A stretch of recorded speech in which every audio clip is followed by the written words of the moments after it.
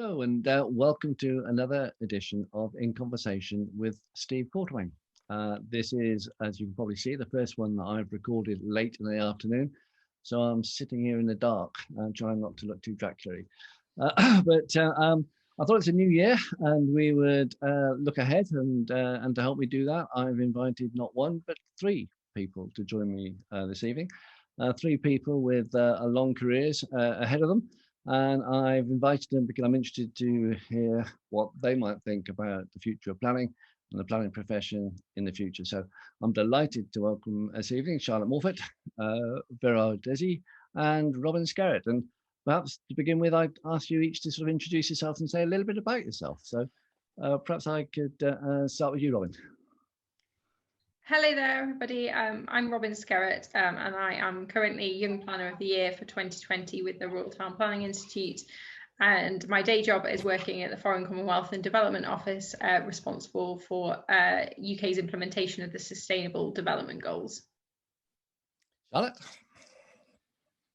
Yeah, hello everybody. I'm Charlotte Morfitt. I'm currently team leader for spatial planning and design at St Albans.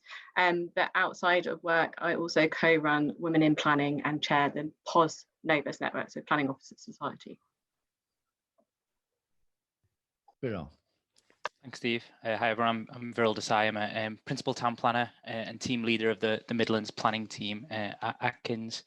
Work across a number of sectors, including the residential, energy, and highway sectors, with a bit of a specialism in development consent orders and the Planning Act 2008. I've been involved with the RTPI throughout my career, former Young Planner of the Year. And currently sit on the England policy panel for the RTPI, and was previously the Young Planning Coordinator for the Commonwealth Association of Planners. Well, look, welcome all, and I suppose it'd be interesting. I often talk to people about what a great career planning is, and why people should get involved in it. Perhaps it'd be interesting just to go around again and sort of explain, how did you choose a career in planning, and you know, if you were, why would you encourage somebody else to follow in your footsteps? And again, perhaps in the same order, Robin. Yeah, really good question. So I got into planning through studying geography originally and then made the move across.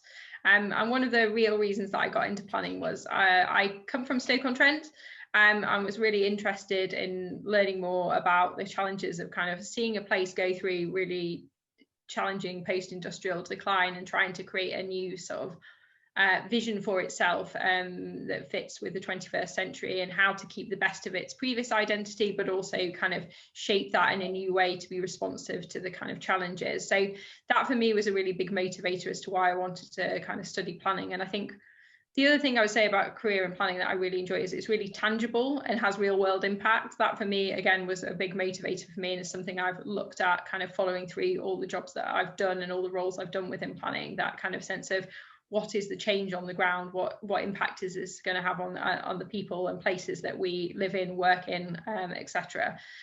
So for me, that is another really big motivator. And then I think the third thing is that a way I really like to see planning is planning has loads of really, really useful transferable skills, and is really beneficial kind of viewpoint and vantage point to bring to lots of related professions as well.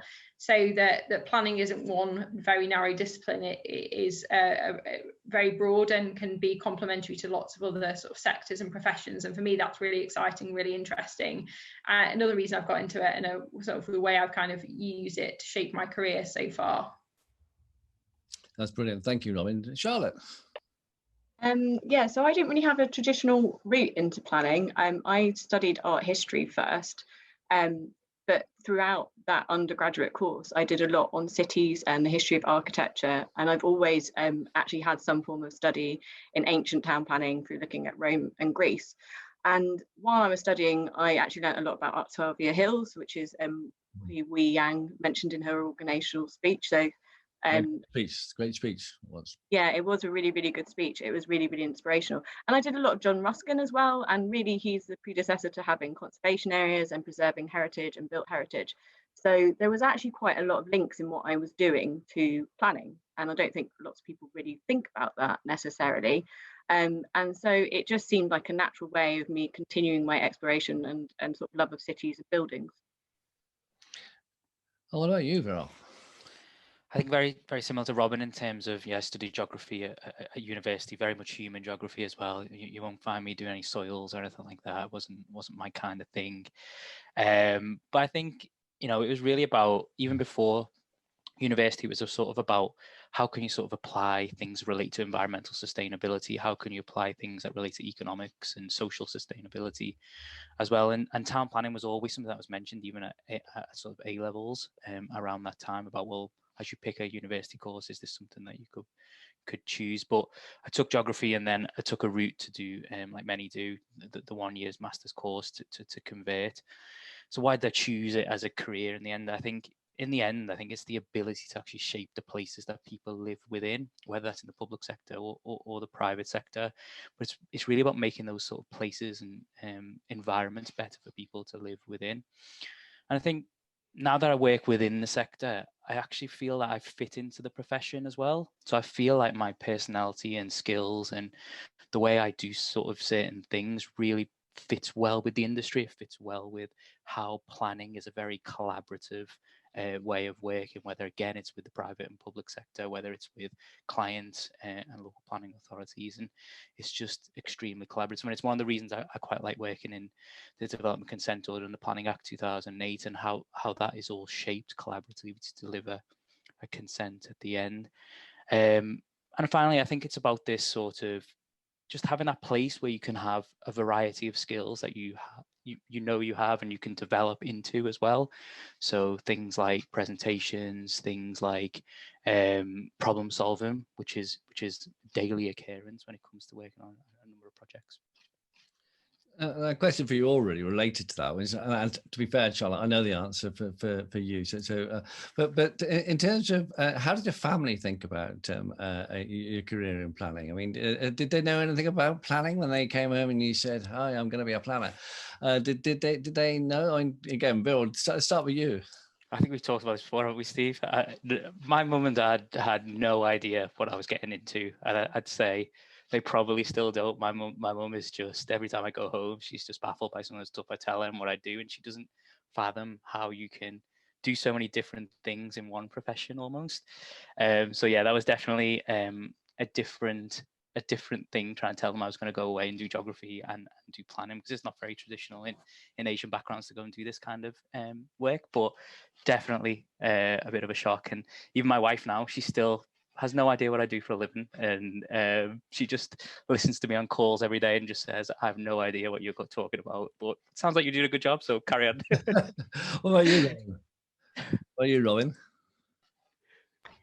Yeah, good question. I don't think I'd ever encountered a planner before. The first encounter I had with planning was actually, I think it was probably in my A levels, and we did a kind of case study as part of my geography A levels, all about the redevelopment of a college across the road that was being vacated and what the site could be used for.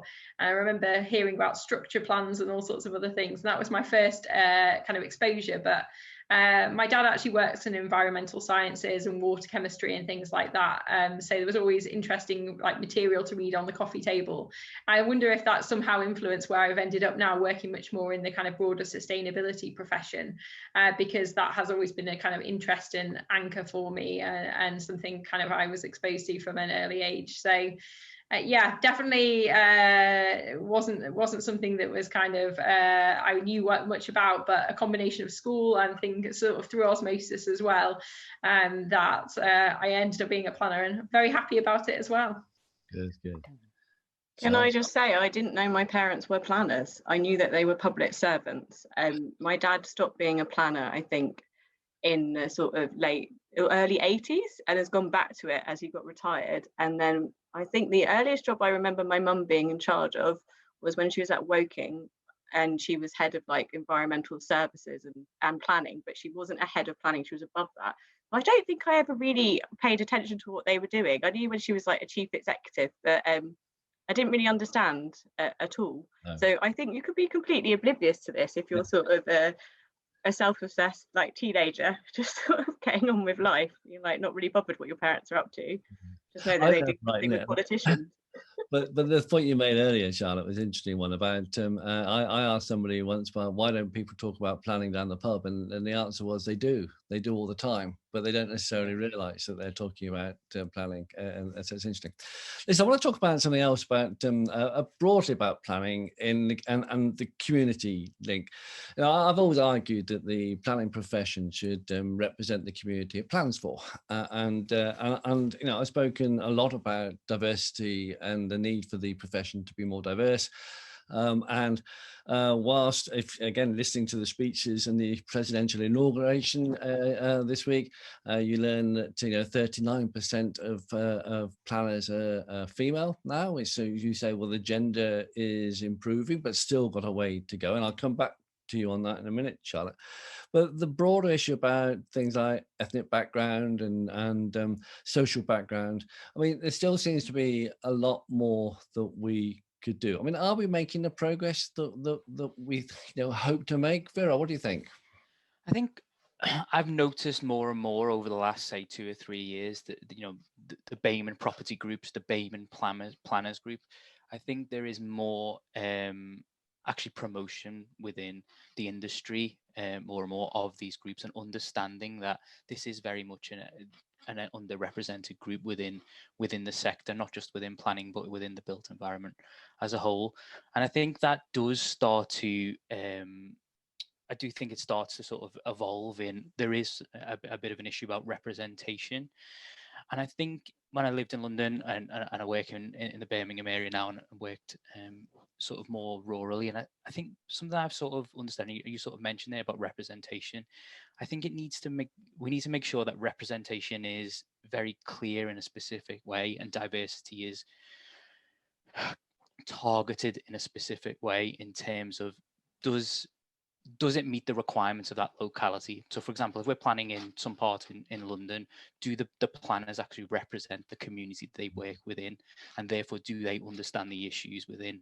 I don't think it should be a blanket. We need to push BAME representation across the UK as a whole. It is trying to maybe target and focus where the real need of that actually is. Yeah, we're coming back to something which, again, because you and I have talked about this before, but I remember you said something to me once which made me smile, but because it was probably so true. When I said, how would we attract more people from an Asian background into planning? And I think you said, and I might misquote you here, you said, talk to them others. And you thought, well, and I rocked back and thought, well, how on earth do I do that? But is that true? I think so, yeah. So I'd mentioned the mum test, I like to call it, a few times. And I think that's where, if we are to encourage more BAME people to come into the profession, I think it's at the grassroots within schools, and not just children. I think it's actually targeting parents and trying to educate them that the built environment, the planning profession, what children can really achieve within this career is great.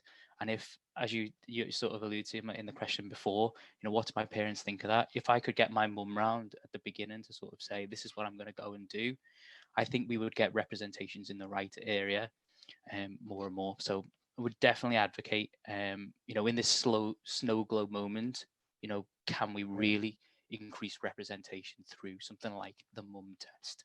Yeah. What about Robin? What do you think? Does that resonate with you? Yeah, really, really important points. I think one thing that I'm particularly excited about is some of the new routes into planning. So 10, 15 years ago, when I was starting out thinking about careers and things like that, it was quite a sort of linear process, it felt like. And I think for me, actually, greater opportunities and routes into planning, whether that be through kind of studying something else, getting into planning, and then going through and getting your accreditation through sort of associate membership, etc. But also, particularly more that I'm seeing really positive come on stream is about apprenticeships. And that's something my brother did an apprenticeship, not into planning, into a different sector, but it was something that was absolutely like brilliant foundation for him, and has paid dividends, and he's stayed in that profession and thoroughly enjoys the work that he does. So I think for me, apprenticeships is a really exciting area to bring people into the profession in a whole range of different ways. And I think the other thing as well, and it touches on us, Steve, the point you said about the pub conversation. So actually, thinking about like planning is relevant and interesting to lots of issues that we think about every single day, but people don't necessarily know that is related to planning. And that's what I sort of say about the Sustainable Development Goals as well. The SDGs touch on issues that we all care about and think about regularly, but you don't necessarily know that is that they are under the SDGs. But and maybe that doesn't matter as long as we're kind of making progress on these things. But I think for planning and planning profession, being able to shout about all of the different aspects, dimensions of planning and how that relates to the issues and things people care about most is absolutely crucial.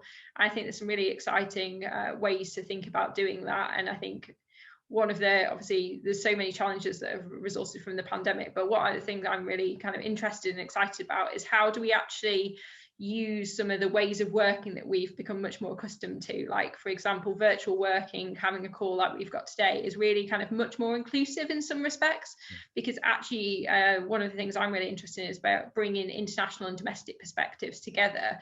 And realistically, it wouldn't be possible or good for carbon footprint to fly people from around the world to come together to have a conversation. But actually, through the medium of being able to all do online calls and things like that, means that we can bring those different perspectives, different vantage points and views around the world around the table. So for me, one of the things I think is going to be really interesting in terms of the conversation about how do we kind of maintain and increase inclusivity is thinking about how do we use some of these new skills and techniques that we've kind of become proficient at as a result of COVID to really harness it and make sure it's an inclusive profession for the future as well. Well, we'll come on to that in a minute about what we think the future might hold for the profession in a post-COVID world. Charlotte, co-founder of Women in Planning, are we making enough progress? Yeah, so first of all, I just really excited. In my new team, I've got an apprentice, so I'm really happy to have one.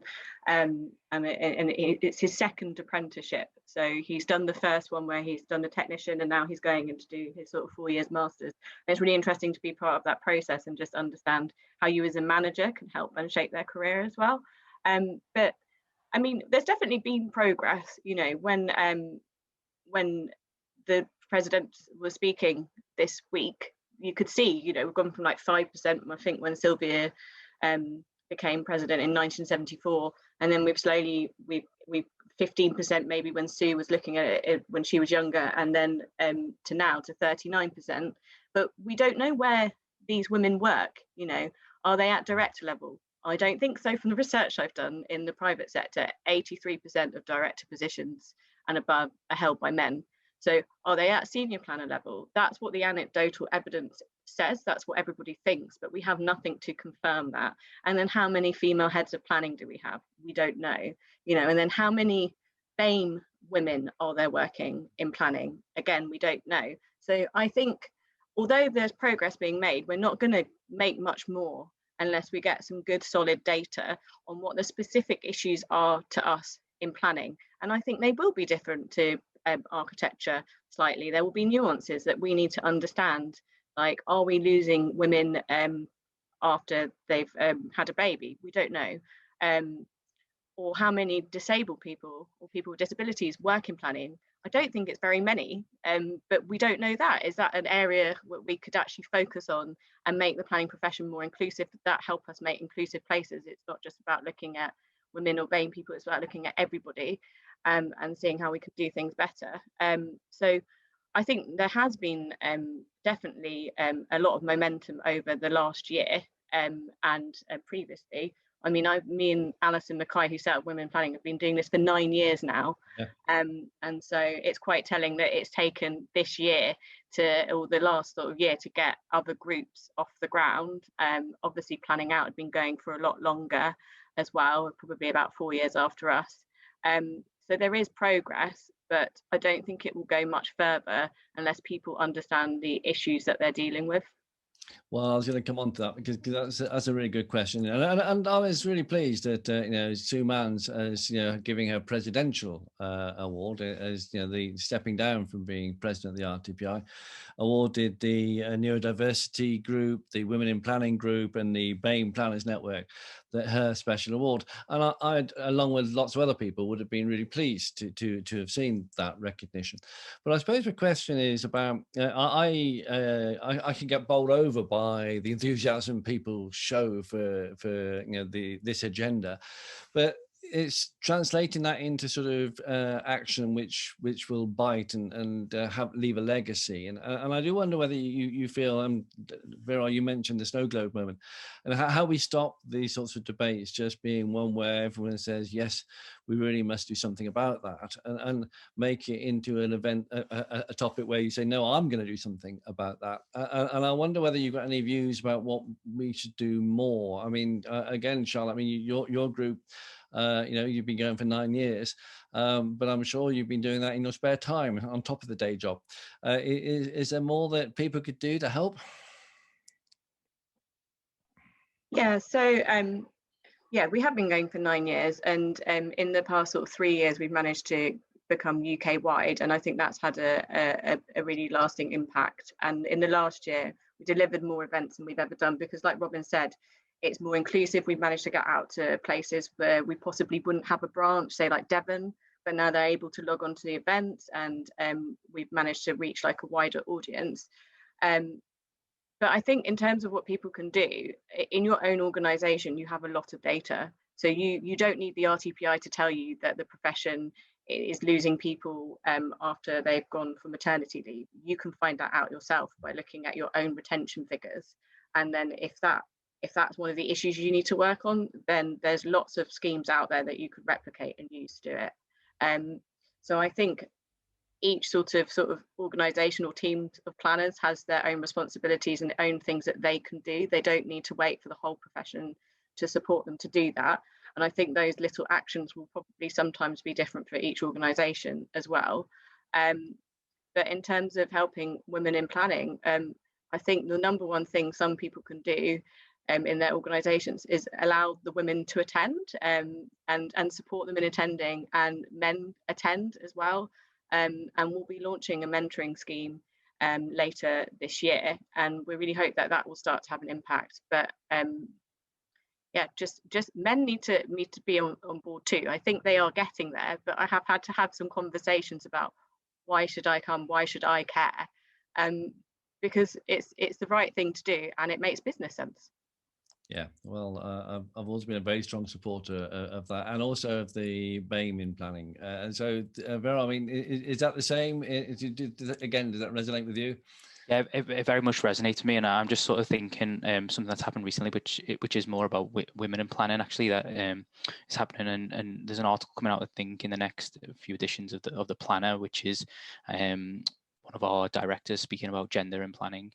And I think something within my team I tend to do is to look to these role models. I have two graduates who are both women in my team, and I'm really proud to say that I can say to them, look at the role models around you to sort of help you with your career. We have a number of directors at Atkins who are women, and they are very much leaders in the profession, and it's great to see that. It's great to say to my team members that, you know, there is skills and things that you can learn from more senior people within this business, and go and do it. And we have a women in development program as well, which is very much something I can promote, which I'm really proud to say. And then when we come back to sort of the BAME element, that's where I do still sort of see there's a lot of work to be done in terms of how can we provide certain things, as I say, in the grassroots sort of elements.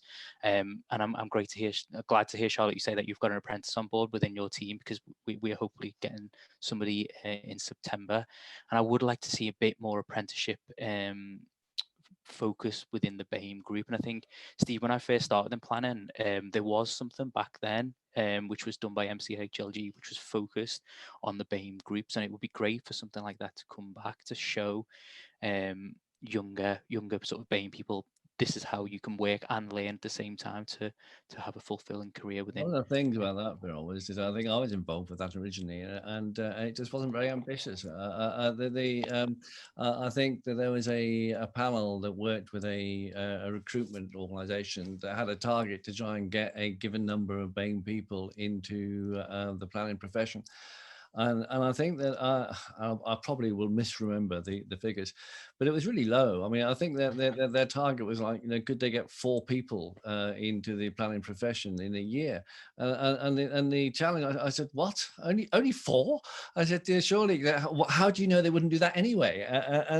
It was really the needing to step that up, which I think was the issue for us, because it didn't seem to be very ambitious at the time.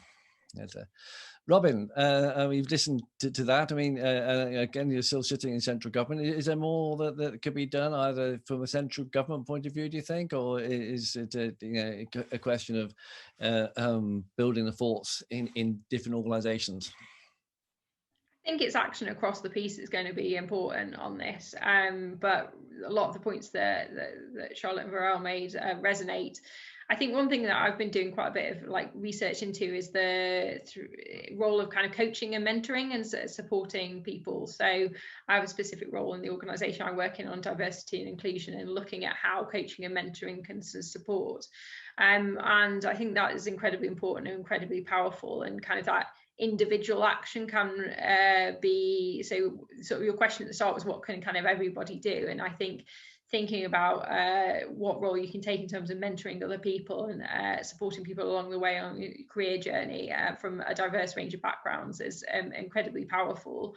It's not going to be the answer alone, but I think it's a really useful first step. And one of the things I've been doing recently is working with the Commonwealth Association of Planners, Young Planners Network, who are setting up a mentoring programme at the moment, and sharing some of the kind of things that I've taken away from recently completing a Institute of Leadership and Management course all about coaching and mentoring, and sharing some of the insights with them as they take that program forward. So that feels really exciting. And again, that is a cross-country kind of mentoring program, as I understand it, which feels really exciting, and again is bridging that international and domestic. So agree with lots of the points that have been said, and no one action alone by one organisational player is going to turn the dial on this. But I think thinking about change that we can make at a kind of macro level, but also individual actions that we can all take really kind of quite quickly, is going to be kind of that cumulative effect feels really important and absolutely necessary. So that hopefully that's my take on it. Yeah, that's great stuff. Listen, I've got your 3 together, and I said it's a new year, and we look ahead into 2021, and frankly, it's got to be better than 2020, hasn't it? But we've got you mentioned COVID. We've got a prospect of trying to build the economy out of the COVID world. We've got a new planning system being heralded in a white paper, and all this reform agenda. And I thought it'd be interesting, as I said, with you with long careers ahead of you, is to just get your take on how you see the sort of planning landscape ahead, and what you think the sort of the future holds for planning and for planners. And I don't know, Robin, perhaps did you want to sort of give us some thoughts on that, and then we'll see. Yeah, definitely. So for me, I think you would expect nothing less. I'm going to talk a little bit about the Sustainable Development Goals. So we're in the decade of action now, with 10 years left to achieve these big goals that were agreed in 2015, which all focus on the issues that we all care about most, issues to do with people, planet, prosperity, peace and partnership. And what I'm really keen to see is how the planning system can continue to kind of be at the forefront of kind of action and activity to drive those goals forward. And they apply both internationally, but also domestically here in the UK. Sustainable development is at the core of the planning system, but I think the SDGs have a really interesting role to play in terms of the work of planners. And I think it's a really good opportunity to bridge that kind of work that we're all doing locally, but amplifying it internationally as well. So for me, that kind of localization of the SDGs and the opportunity that framework presents is incredibly exciting. And then the other thing for me in this year in particular is planning and the role in tackling climate change as well.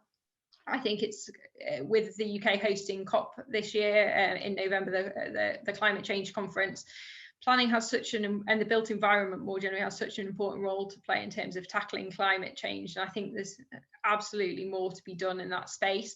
That's not just in terms of new buildings, and but also existing buildings as well.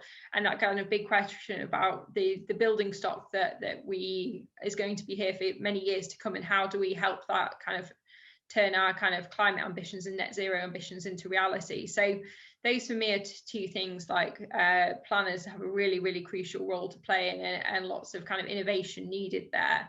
And then more generally on a question about skills, I think planners have such a brilliant kind of skill set. And I've talked about before about the kind of planning toolbox.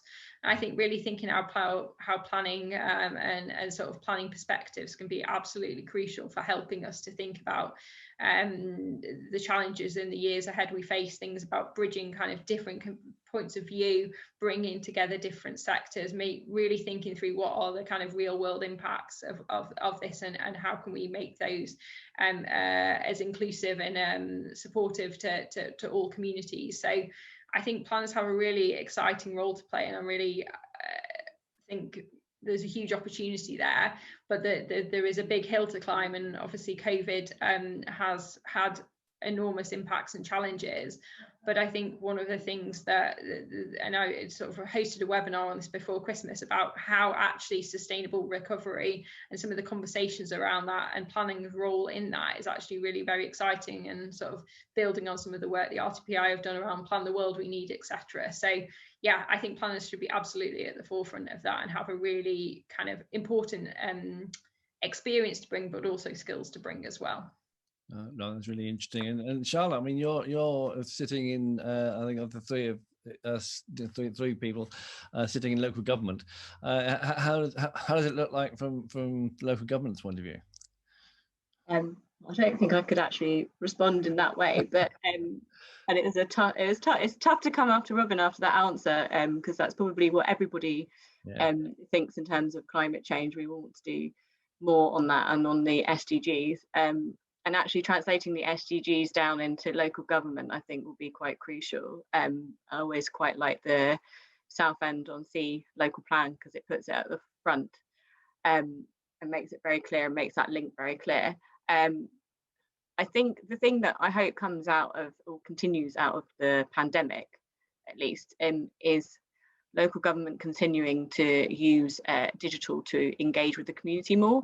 It is a good extra tool to have, and it's more inclusive, and it's becoming cheaper to do it. You know, I've seen some really great map-based tools that are going for under £5,000 at the moment or something, and you know, that's really exciting, because that's like a level at which you feel like you as a local authority can engage with it. It's not out of your price range. You can play with it, you can experiment, you could use it if you wanted to, and I hope that continues. I think that's a really exciting thing that has come out of the COVID pandemic, that we are all using digital technology more. But in terms of this year specifically, I hope that all of the good work that's happened on diversity and it actually being raised up the agenda because of, you know, in Sue's year as president, where she put it at the front, and the change action plan that the RTPI got, you know, the setting up of the BAME Planners Network and the Neurodiversity Network, and obviously all of the awful things that happened last year. But I hope we, because of all of those awful things, and to actually give the respect that's due to George Floyd, that we continue to work on this, and we actually do better, and we don't just sort of stop as we have done in previous years. You know, there was a lot of effort in the 1980s. There was a lot of apprentices then. You know, Mike Kiley was an apprentice, John Akers was an apprentice through the GLC, sorry. We had loads of schemes about getting BAME people into planning departments in London through the GLC. There was a lot of good work that happened before. I'm not saying the GLC was perfect or anything, but there were some quite good schemes that used to exist, and then it stopped. And we just need to find stuff that's actually resilient and can continue, and it doesn't just sort of fade away. We need sort of long-term programs that are resilient to whatever that's thrown at them, rather than sort of necessarily ones that can sort of die a death because they were expensive, or you know, they only targeted a certain amount of people, or they weren't, like you said, only went for 4 BAME planners a year or something. They weren't, you know, didn't have the stretch targets that they needed to be sustained. but we need some sustainable intervention in diversity. But before I come to you, Vera, I just wanted to the reason I picked up on the local government perspective is that obviously on a plan-led system, it's the local councils that are doing the planning and the plan making. And I'm just wondering whether, we've had the HDT results out this week, and looking at, I think it's 55 authorities now with a presumption, 20 with buffer, and 33 with action plans. So that's 108 authorities. Well, what are there? 360 something authorities. So very nearly a third of the authorities who are producing plans that are not producing the outcomes that are required. You've got a planning reform agenda that says, well, let's do something differently. I'm just wondering whether, if you're looking ahead from a plan making point of view, whether you're doing so with optimism that this will change. Is the planning system being designed to fail, or is it one that actually you need to remember, as Robin was reminding us, the basic why we do planning in the first place, and to remember what the purpose of planning is? Yeah, I can pick that one up, Steve, as well. I think because it was something I was going to sort of mention, which is similar to the point sort of raised there, is around strategic planning, right? So for me, the white paper, the energy white paper, the national infrastructure strategy is all, as you say, great 2020 reform. Things are going to happen. Great, let's build on that and let's move forward. But I think one of the things that we need to think about is not just about the housing agenda. We need to move back and sort of say, I started my career in about 2010 at the end of when the RSSs were abolished, and I would really like to see, and I talk to my colleagues who've been around longer than me, and they talk about the importance of strategic planning, about regionalism, things that we learned about at university, the principles which I really admire. And I think if we're really going to deliver sustainability, we need to think more about how we bring housing, we bring infrastructure, and we strategically plan across that wider plan-based area. So it's not just about local authorities, but actually thinking about these national, regional, city, regional level type of planning. And as I mentioned, some of my expertise around development consent orders, national significant infrastructure projects, and I would love, if we could, maybe not in the next year, maybe by the end of the government, is to see maybe garden towns come into that kind of regime, that ability to sort of consent something that is sustainable, that takes into all consideration of all types of development, where there's the road infrastructure, the rail infrastructure, and the housing elements all put together in one sort of space. And that is strategic planning, that is strategic thinking of that kind of 10,000, 20, 30,000 homes on one level. And that could apply to the planning system again. WMCA in the Midlands, for example, could we see a much more strategic regional plan created for the West Midlands? Andy Street's already got a big agenda around how he's going to connect up rail and road in the region, but actually, let's get all the LEPs, let's get all of the local planning authorities together, a bit like in Manchester around the GLA and the Northern Powerhouse, and actually start to think, let's all plan a bit more strategically. Let's think a bit more longer term about how we will deliver net zero, for example. Net zero is something that is mentioned consistently within the SDG goals, but if we're going to achieve 2050, we need to think more than local. We need to think more regionally, I believe. I'd hope that we might hope for 2021 and beyond is, can we see the white paper really achieve more regional strategic planning? Yeah, it's a really interesting point, isn't it, Rob? Because as the forward talks about dismantling the 1947 system down to its foundations, and yet actually it's ironic, isn't it, that the existing system, or the system that has its roots in the 1947 Act, delivered us a new town programme and delivered some of the bigger strategic solutions for the country. And I suppose the challenge is, can we have a system that still does that? Look, That's been fascinating, you three. Thanks so much for spending some time with me. I can tell you that I hope that you've been an inspiration to everybody that has been listening to this or will listen to this. You've certainly been an inspiration to me. And one of the things that I find real pleasurable through my career is talking to people like yourselves, because you keep the fire alive, and having planning in your DNA is, as you say, everybody has it. There's a planner in everyone. But it's been great to talk to you and listen to your views. Can I thank you very much indeed for joining me. Thank you. Thanks, Steve. Thanks, everyone.